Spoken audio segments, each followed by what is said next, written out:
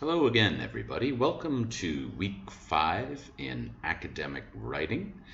We're continuing on as we are going to do in the first half of this class, right? Weeks 1 to 8 are just about cumulatively learning about, reviewing, and acquiring knowledge of skills and concepts that apply to academic writing and specifically essay writing for this course. That's our focus. But many of these skills can be applied generally to writing as well. But make sure you're always trying to apply them to what you're writing. And remember, in this course, the two assignments are going to be persuasive academic essays. Okay. Again, we have the longer term paper, which we will begin the process of writing in week 9. But as I've mentioned before, you hopefully are thinking about a topic and perhaps doing some research, some reading into that topic so that you're very well prepared when we begin the writing process in week 9. All right. Also keep in mind in week 8 we have the midterm test, and that midterm test is going to be a test where I ask you to demonstrate your knowledge of the skills and concepts that are being focused on in weeks 1, 2, 3, 4, 5, 6, and 7. All right. So take a clear note of that. Pay close attention to these videos and the exercises in your notes as well. Those exercises are not being graded, but again, I'm asking you to apply and demonstrate your knowledge of the skills and concepts each week, which are cumulative. So make sure you are up to date on everything from week to week. And the exercises that we do in these notes are largely going to be the basis for the questions that you will see on the midterm in week 8. All right, so make sure your mind is organized. Make sure you are up to date on watching all these videos, doing these exercises, and trying to apply, think about how these skills and concepts apply to writing in general and specifically to academic writing. All right. Okay, so this week we're going to continue building. All right, what we're talking about today is coherence and cohesion. So I'm building on last week's more kind of general lecture, and I'm going to get more specific into the use of cohesive devices. And the exercise that we looked at last week was really about kind of thinking about logical bridges to build coherence. This week we're going to focus a little bit more on verbal bridges, okay, using language phenomenon as devices that can help you to improve your cohesion and therefore your coherence. All right, so please, I hope you are up to date with watching the videos and doing the exercises, because everything we're going to study in these weeks is kind of building. All right. Okay, so if you remember, we talked about last week general elements of writing from the paragraph level, but all the way up universally through writing. The 4 elements were the use of topic sentences, unity, adequate development, and coherence. And we did a little exercise to focus on how to logically put together ideas in the exercises for a paragraph so that we could convey our knowledge, our information, in hopefully an easily understood way. And the exercise is asking you to focus on how to organize your ideas, in this case, in just the form of a paragraph. And just asking you to think about what is the best way, the logical way to do it. All right. So we're going to, again, we focused on logical bridges. We're going to focus on similar concept here. But remember, we split into logical bridges and verbal bridges.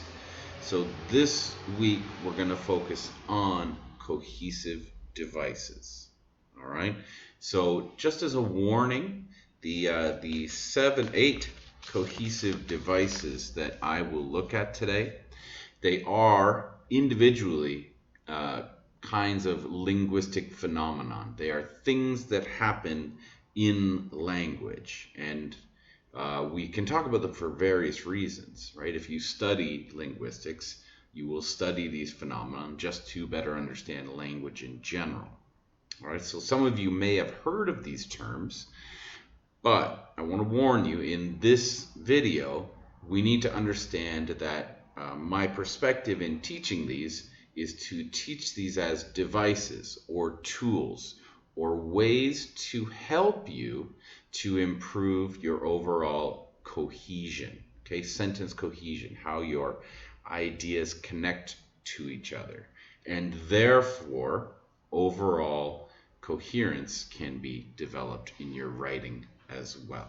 So keep that in mind. These 8 devices are linguistic phenomena, but we want to focus on how specifically they can be used to improve our cohesion and coherence.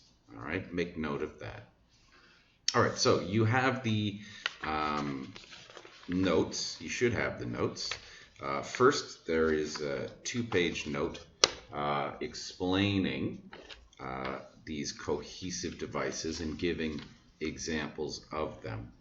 And then you will get a very short, simple essay in which to kind of apply this knowledge and try to identify these devices. I'll talk about that a little bit later. And of course, the last page of your notes will give you possible answers to the exercise of this week. All right, so let's look at the first 2 pages of the note, which talk about coherence and sentence cohesion. This is a little bit of review about what we talked about last week, and then a more specific note about cohesive devices or techniques for creating sentence cohesion. All right, so remember what coherence is. All right, as I defined it last week, it is essentially creating a greater understanding, okay, making your writing more understandable. And it's when the essay or the writing comes together that we can say it has coherence or therefore cohesion. All right, so this is the product of many good habits. But your overall essay, if you want to focus on that form, is going to be more understandable because it expresses its thesis and its supporting ideas more clearly, right? From the introduction to the body to the conclusion, from sentence to sentence, okay? From paragraph to paragraph. And as I said last week, this is the product of many factors that are both logical and verbal. So how you think and organize your ideas, and also how you write them using the power of language and certain linguistic devices can really help you to bring the style of your writing up and make it more understandable. All right. So let's talk about how we can create cohesion, okay? Or in this case, sentence cohesion, if you want to talk about how sentences are connected. That's what these 8 devices or techniques are going to look at.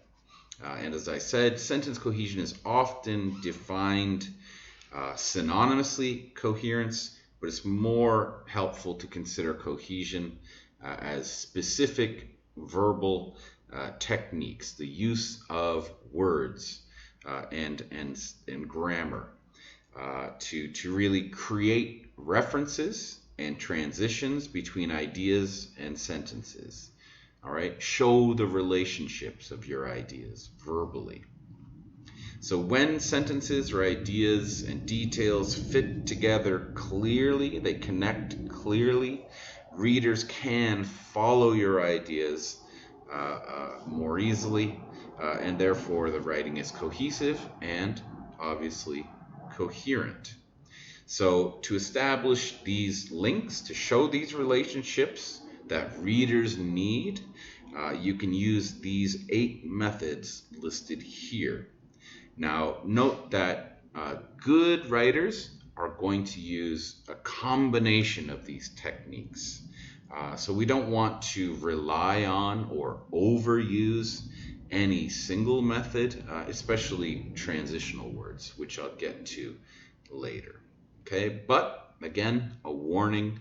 Remember that these 8 devices are separately linguistic phenomenon that we study to understand language in general. But in this lecture, we are focused on how to become better writers by improving our cohesion in writing and therefore our coherence. So these are little hints or techniques or tools that we can use to improve how readers better understand our ideas. All right, the first example is a very simple one, but a very important one. And that device, this cohesive device, is the use of repetition. So repetition as a cohesive device is defined by repeating a key word or phrase which helps to focus your ideas and to keep your reader on track. So repetition, repetition, repetition. Okay, I've mentioned this a few times. For example, your thesis statement, right? You're going to use good, strong language and good, strong sentence structure to make sure that your main idea of your essay is clear. And then I recommend that in your topic sentences for each of your body paragraphs, you want to borrow some of that language, all right, and include that throughout the body of the essay, right? This is a form of repetition, as an example, and maybe you can see that in the essay that follows in today's exercise. Okay, but in your notes, I have created a very simple example of one sentence to the next, where you are repeating a key phrase, okay, repeating some content words, all right, and that keeps that idea strong, or it emphasizes that idea when the reader is reading from sentence to sentence. Okay, so here's an example of the use of repetition. Okay, there's 2 sentences here. Note that one key phrase is being repeated. The problem with contemporary art is that it is not easily understood by most people, period. Contemporary art is deliberately abstract, and that means it leaves the viewer wondering what she is looking at. So this is just a very simple example, 2 sentences back to back, and the key phrase, the content word here, is contemporary art. That is being repeated in the first sentence, in the second sentence, okay, from the first sentence to the second sentence. So that idea and its repetition really emphasizes and should be remembered by the reader, okay, more likely because you are repeating it. All right, so repetition as a rhetorical or cohesive device is very helpful. Okay, just think about it in terms of maybe if you're watching television and you see advertisements, all right, they will constantly repeat the name of the brand or the service. They will constantly repeat maybe the benefit of the product or service. Or they will constantly repeat maybe the phone number to contact the business. All right. If it's a restaurant or a pizza place, they might constantly repeat that phone number. okay, or name, just to make you remember it, okay. So that is done consciously. It's done on purpose, with the idea being you are going to remember it better if you repeat that information, that content information, that key information. So good writers, no matter what it is they're writing, even in academic writing and essay writing, they are going to repeat keywords or phrases so that that idea is fresh in the mind of the reader. All right, so repetition, the first cohesive device to consider. Number 2, the second device is synonymy, or the use of synonyms. All right, in linguistics, in language, a synonym is a word that has a similar or shared meaning with another word. Okay, you can use, for example, movie or film. All right, they have very similar meanings. We can make little differences in nuance there, but basically they mean the same thing. Okay, so they are in many ways synonymous. Okay, like man or guy. Okay, those are synonyms as well. So consider that as a cohesive device, using words that have essentially the same meaning to provide some variety in your word choices.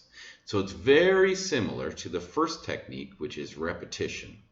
But many people can complain that repetition is boring or it lacks style or sophistication.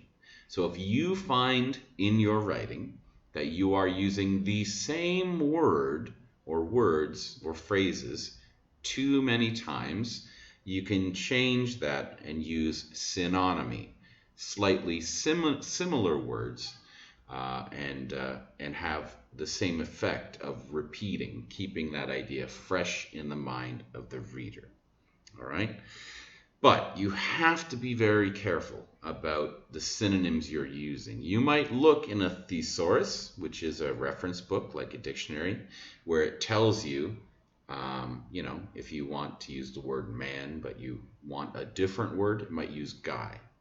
Okay,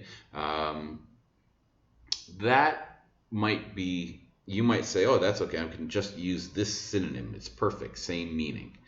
Not true. All right, we have to be aware of various other aspects, like the sense of formality. Okay, here's a popular one too with a similar problem: children or kids, or child or kid. Okay, man and guy. Those are synonyms. But if you are doing academic writing, there's a problem with, if you want to substitute man with guy or children with kid. Okay, the problem there is guy and kid are informal words and therefore should not be used in academic writing. Okay, so if you do choose synonymy, you have to be very conscious and aware of the language that you're using. Okay, so just a warning about that. So that is the use of synonymy. All right, using words that have essentially the same meaning to provide some variety in your writing, but the effect is the same as repetition. All right, let me give you an example of this that I've used in your notes. Okay, 2 sentences, again, where we're using a word with a similar meaning to help kind of repeat or keep that concept or idea fresh in the mind of the reader between 2 sentences. All right, sentence 1. Myths narrate sacred histories and explain sacred origins, period. Sentence 2. These traditional narratives are, in short, a set of beliefs that are a very real force in the lives of people who tell them. All right, so again, the effect of using a cohesive device of synonymy is to try and keep this verbal relationship, highlight the verbal relationship between sentence 1, sentence 2, right? Or idea 1 and idea 2, so that the flow of ideas is still effective. All right, and we are using a synonym here, a word or phrase with a similar meaning. So that word is myth in the first sentence, and then the phrase traditional narrative. All right, so in the context of this writing, the word myth and the phrase traditional narrative have the same meaning. And keep in mind, in this case, there's no problem of myth and traditional narrative being, formal and informal. They have the same level of formality. So they are acceptable synonyms in the context of this writing as well. All right, so that is the use of synonymy as a cohesive device to help show the relationship of one idea and another idea. Okay, the next one is somewhat similar, but a little bit more different than a little bit greater difference than 1 and 2. So our third cohesive device is antonyms, the use of antonyms or antonymy as a concept. All right. Now, antonyms, right, might sound like a synonym, but an antonym is a word that is the opposite meaning to a word. All right. So basically, light and dark are opposite concepts. So they are antonymical. Their meanings are opposite from each other. Okay. So much as synonyms can create cohesion because of their shared meaning or similar meaning, antonyms can also be used to help create this effect in the mind of the reader of showing relationships between ideas, not in shared meaning, but in opposition. All right. Now this, you might say, well, how does that work? You have to think about how language is created, how we express ourselves in any language, really. Okay. Sometimes things are defined in opposition. All right. And that is really helpful in how we describe our world. So the opposition as a concept is deeply philosophical in many ways, but think about its effect on language, right? We have a word for night, but the word night wouldn't exist if we didn't have day. All right. Similarly, if we didn't have dark, we wouldn't have a need for the word dark or the word light to distinguish the difference between each other. So there's a natural relationship because of opposition. All right. Without this, we can't or don't need to define this. So as separate as they are, they're also related. They're related in opposition, not in similarity, like they are in synonymy. Okay, so pay attention to that. And good writers can use this oppositional relationship to help bring cohesion between one idea and another. Okay? So let me give you a simple example. Well, maybe not that simple, but again, 2 sentences where we're highlighting or using antonyms, words with opposite meanings, to create a sense of cohesion and show relationship between one idea and another. All right. In fact, in these examples, you can find basically 3 pairs of antonyms or oppositional words. All right. The first sentence: I have enjoyed all the pleasures of heaven in the relationships I have had with others. I have also suffered all the pains of hell in the isolation brought about by my disease. Okay, so 3 pairs of antonyms. We have in the first sentence, enjoyed. In the second sentence, suffered. Enjoy, suffer. Opposition. We have the pair pleasure and pain, antonyms. oppositional relationship. And of course, heaven and hell, another set. So you have three sets of antonyms in these two sentences, which help to create a sense of cohesion and highlight the relationship and create understandable meaning from one sentence to a next. It helps to elevate the style. Okay? So that is another cohesive device, the use of antonyms to bring coherence and therefore cohesion to your writing. All right, let's move on to number 4. This one is somewhat similar to repetition and synonymy, but it's a little bit more grammatical. We will talk about the use of pronouns specifically, or just proforms in general. Right? Does everybody know what a pronoun is? All right. A pronoun is a word a noun form, specifically a pronoun, that is a substitute for a noun. Okay, so you can say, Alistair is a teacher. And then in your next sentence, you might say, he is my writing teacher. Okay, so Alistair is substituted by the male gendered singular pronoun he. Okay, Alistair, he. So he is a pronoun, in this case, for Alistair. So pronouns are something we all recognize and understand, and we all generally use in our writing. But again, if you're writing in a second or foreign language, which you are, I recommend that you pay close attention to them. And I know all of you do know how to use them if you're taking this course at this level. You do know how to use them. However, especially as second or foreign language users, be careful to how you're using them. Even native speakers can make mistakes, and I will see this frequently when I look at your essays. Make sure that your pronouns are referencing what they need to clearly. Do not use vague pronouns. That can create confusion from one sentence to the next.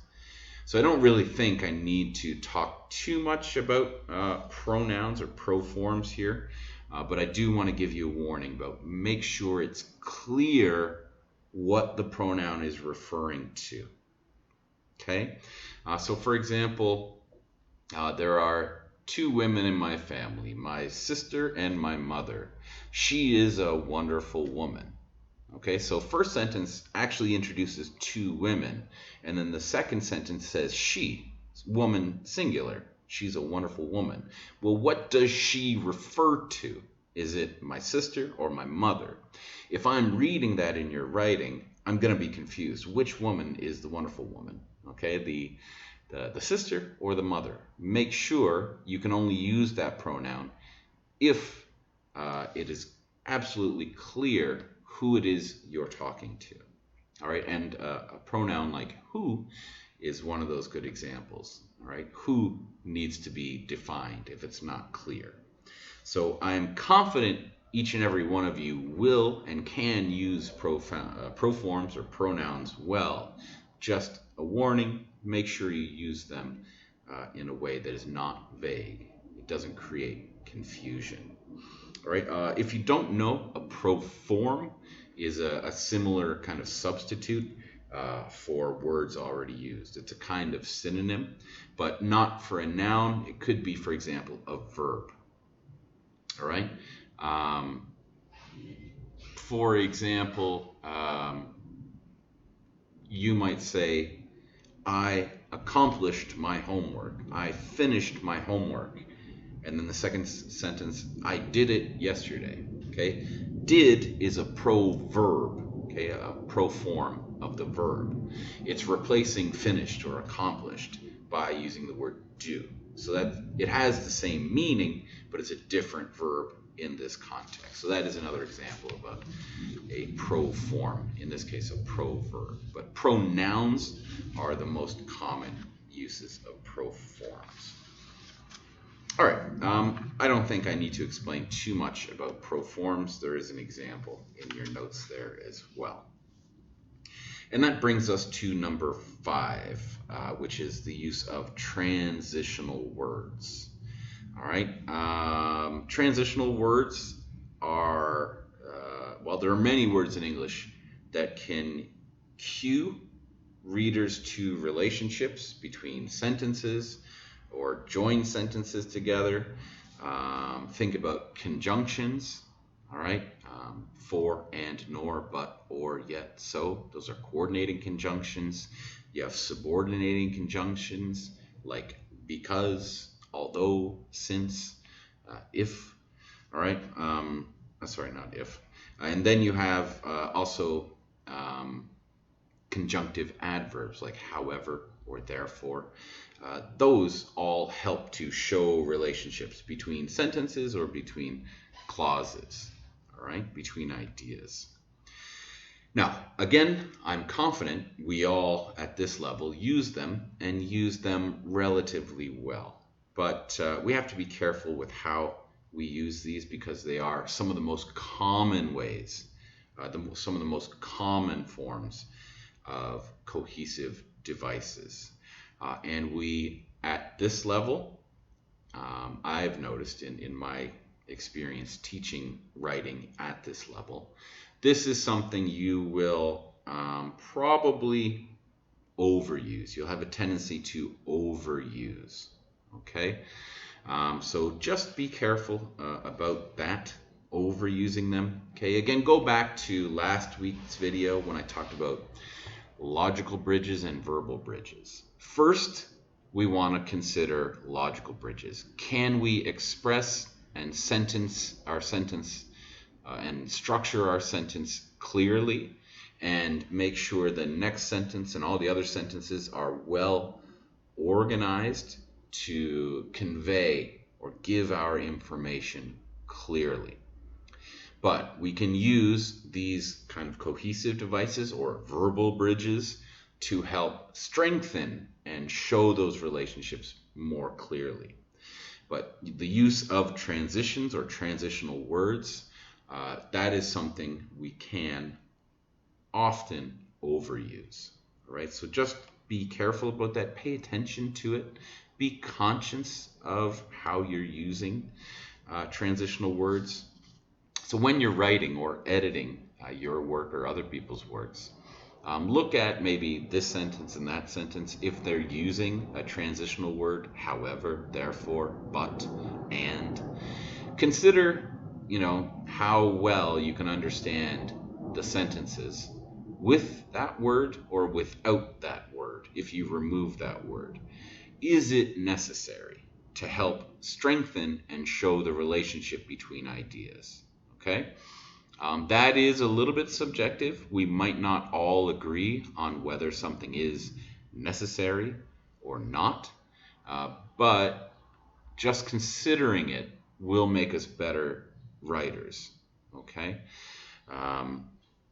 When you're editing or when writers are editing, they might sit there and edit and take out a word and then change their mind and put the word back in many times. Sometimes it's hard to decide if it's necessary. We can't find agreement within ourselves or between a writer and editor as well. Okay, but the more we pay attention to those decisions we make in our writing, the better we're going to be. All right. If you want to kind of consider, just as a point here, some of the differences in academic writing too, we can look at synonymy here. We'll go back to number 2, synonymy. If you look at the word but and however, right, those in terms of meaning are synonymous. Okay, they show contrast, right? Their function as a word and their meaning as words show contrast between ideas, opposition between ideas. So you might choose to use but, or you might choose to use however. If you choose to use but, it is somewhat less formal than the use of however, and also but is a coordinating conjunction and however is a conjunctive adverb. So it affects your sentence structure and the grammar of your sentence as well.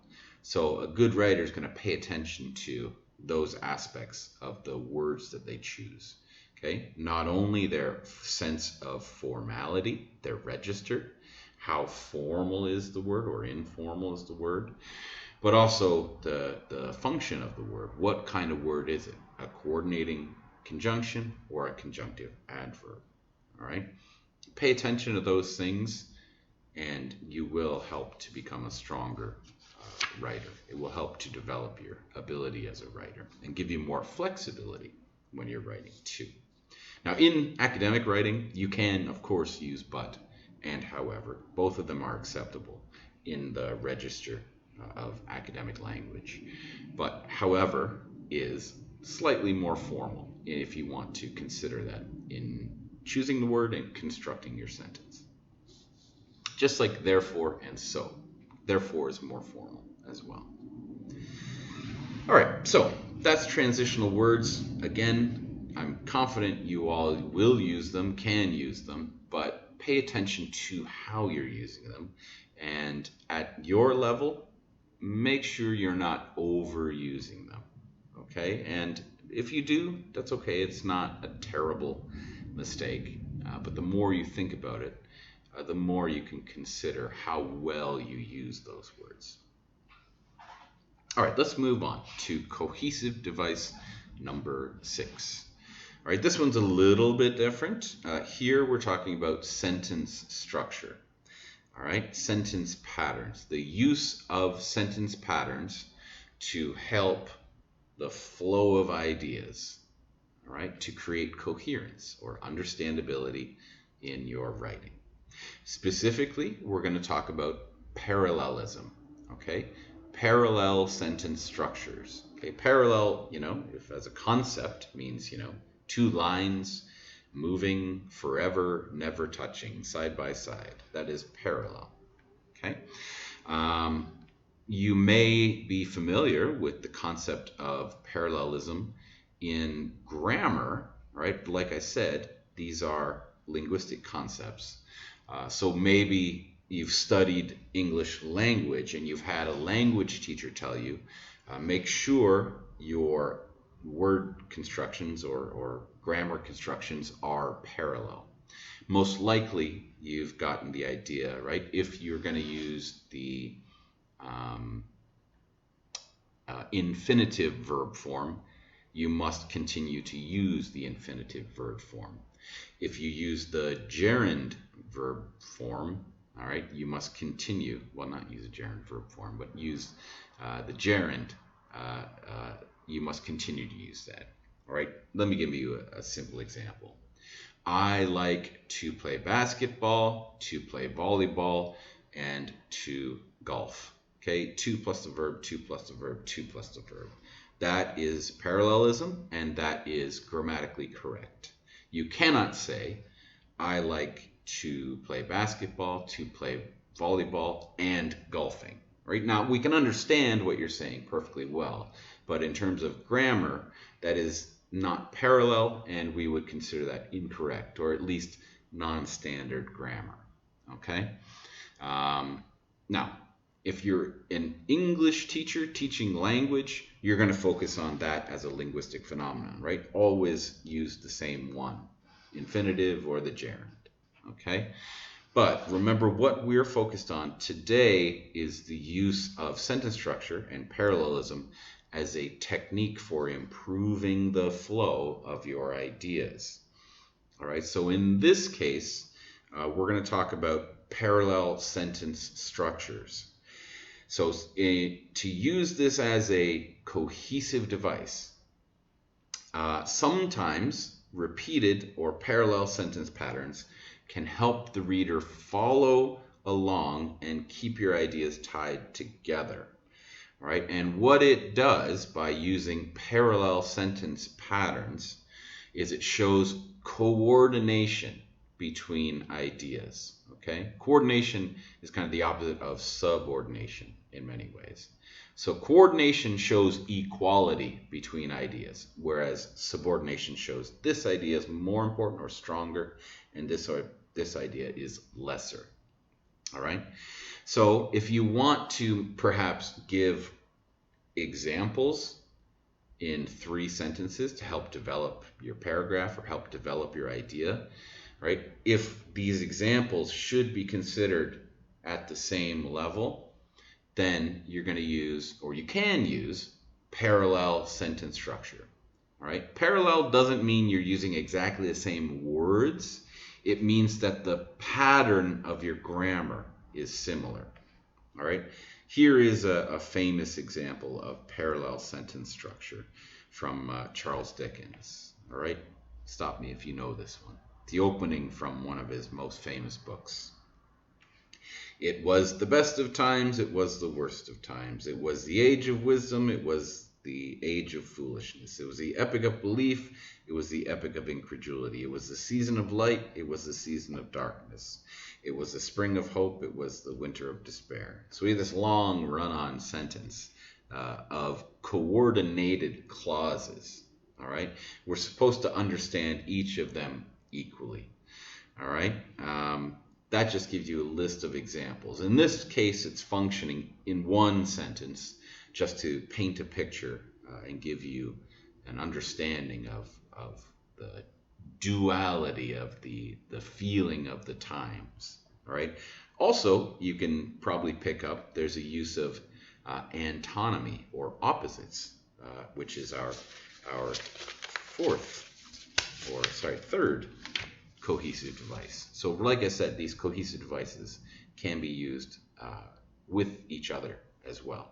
All right, and don't rely on one as well.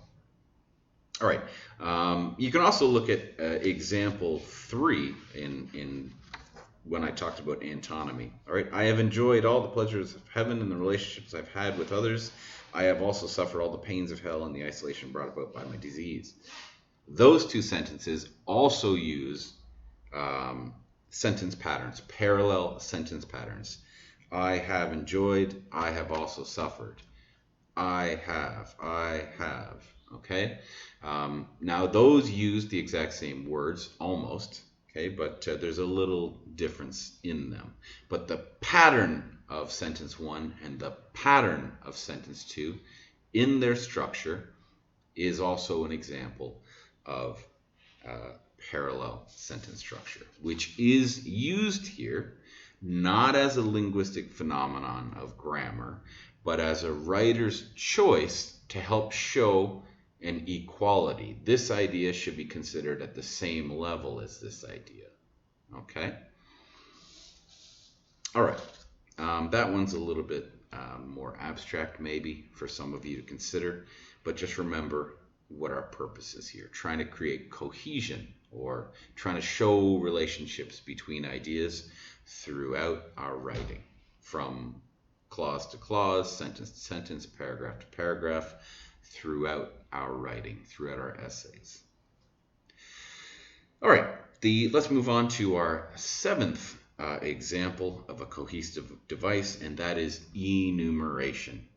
All right, enumeration is pretty simple. I think a lot of you use this and can recognize it well. It is the use of adverbs of sequence, such as first, second, third, right? You'll often see that in the body to introduce body point 1, body point 2, body point 3, first, second, third, or first, next, finally.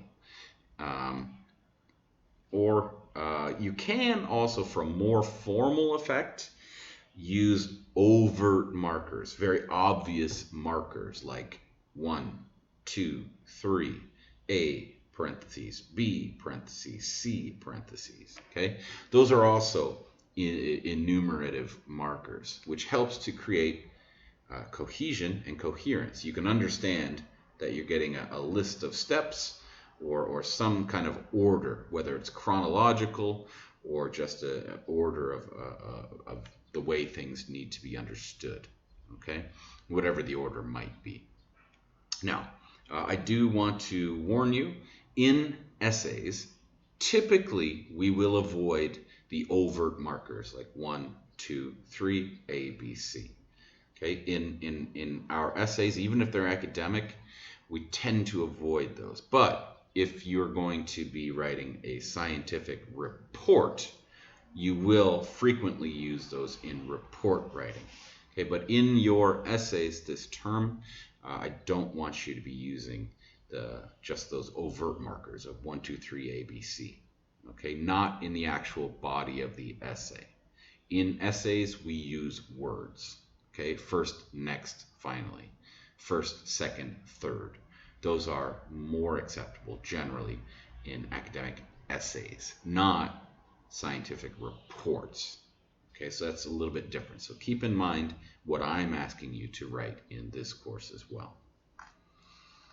All right, and that brings us to our final cohesive device, maybe the most difficult one. Maybe you might have trouble understanding this as a concept and also recognizing it in English, depending on your level of understanding of English. And that is the use of collocation. Okay, as I've been warning, collocation exists as a linguistic phenomenon. All right, if you studied advanced linguistics, you might know this term collocation. Okay, co means together, location means place. So within languages, we often use collocated words. Okay, so there's no reason or kind of rational logic necessarily behind it. It's just a linguistic phenomenon. It just happens, right? For example, why do we in English use the word catch a cold? That's the verb we use with this noun cold. Catch a cold, or catch a flu, catch a disease or an illness. Okay, I caught an illness. I caught a cold. If you were to translate that directly into Korean, for example, that is not a transferable collocation. Okay, you can't say 감기 잡았어. All right, I've made this mistake before. You might make your friends laugh, as I did. Okay, 감기 잡았어. Right? What? Doesn't work from this language to that. Why? 그냥, just because. There are differences in language. But collocation as a linguistic phenomenon is just, you have these pairings of words that always seem to go together, like they're in love, like they're a couple. They're a campus couple of vocabulary. All right? So a good writer is going to be very knowledgeable about what words collocate with each other, what words go together for whatever reason in the language. And they can use this, and it might seem similar to synonymy or antonymy here, and it is, but it's not based on shared meaning of word. It's not based on the oppositional meanings of word like synonymy and antonymy. It's based on just these words go together. They're frequently found together. So if you can take a word pairing and use one of those words in one sentence, for example, and then the other pair, the other part of the pair, or the part of the couple in another sentence, all right, what you're doing is relying on the power of suggestion in the mind. So the reader of that given language is going to be stimulated by seeing one word and remembering that that word is paired. So there is going to be this kind of logical connection or verbal connection in the mind of the reader, okay, just through the power of suggestion there. All right, let me give you an example here. Hopefully you can understand it. Again, it's not the same as synonymy or antonymy, but it might be similar. You might consider it in a similar way. All right, for many years, first sentence, for many years he sought solace in the arms of beautiful women, hoping to recreate the passion he felt for Lisa. Ultimately, he found that he left these women just as empty as he felt when he met them. All right, so what we have here is this collocation of seek and find, or in their past tense, sought and found. Okay?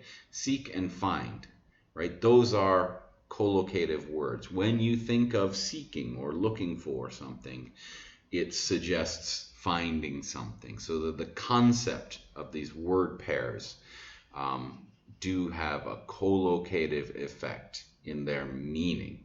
All right, so a good writer can pay attention to these concepts and the words that are used to highlight these relationships can be a way of connecting ideas from one sentence to the next or from one idea to the next. Okay, so those are 8 techniques for cohesive devices. Remember, as I said many times, these things exist as linguistic phenomena that you can study when you study a language. But our purpose here today as writers is to focus on using these as a way of improving the relationships of ideas within our writing so that our readers can better understand what we're writing and better convey what we need to communicate.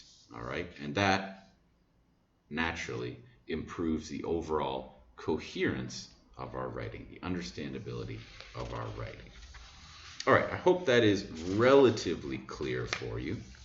Again, some of these you already use and use well in your writing, but our purpose, again, in the first half of the semester is really to develop our conscious mind around the skills and concepts that good writers are using to make their writing more effective, and hopefully will make you a better academic writer and a better writer in general.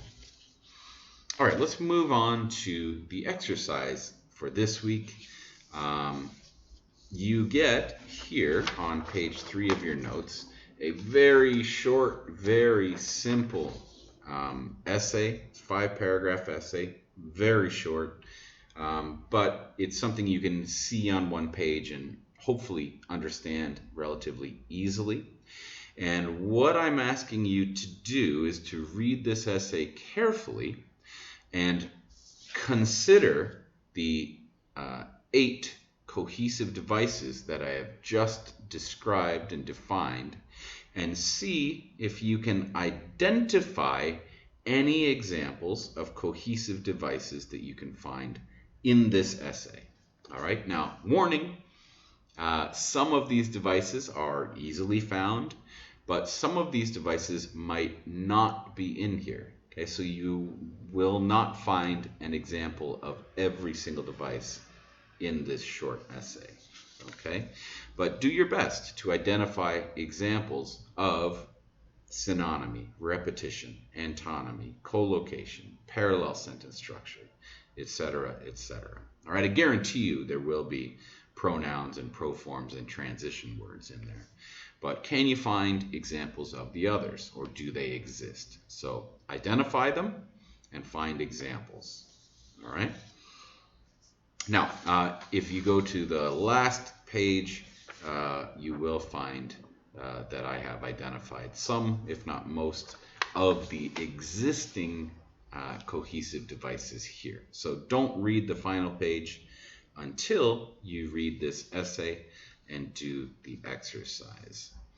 Also, as a note and a bit of review, remember everything that we're studying from week 1, 2, 3, 4, 5 to now, which is week 5, is cumulative. And here we have our first little example of an essay. So keep in mind everything we studied so far when you're reading this essay.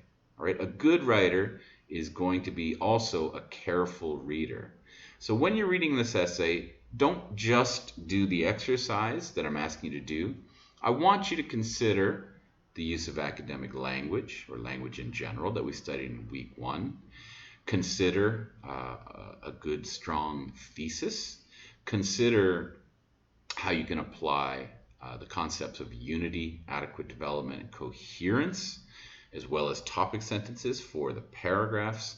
And of course, think about the logical bridges that we studied and focused on last week within coherence, as well as the specific use of what we talked about today in cohesive devices. How do all of these concepts and skills come together to form this very short, simple essay? All right. If you can do that, you are well prepared and you are following along with what I'm trying to accomplish in the first half of this semester. All right. Good luck to everybody. Again, if you have any questions, please feel free to submit them to me via email or in the Kakao chat room. And just a reminder again, we will begin writing our term essay in week 9, but you should be, if you are a good student, a keen student, considering what your topic will be for that term essay, and even better, doing some reading or research into that topic so that you are well prepared to begin the writing process. Okay, you don't have to have the essay done by week 9. We're going to begin the writing process, pre-writing, in week 9. All right, but if you can begin now, just considering possible topics and doing some reading or research, you're going to be that much more prepared and you will have that much less stress in week 9. All right, take care, everybody. I hope you're well.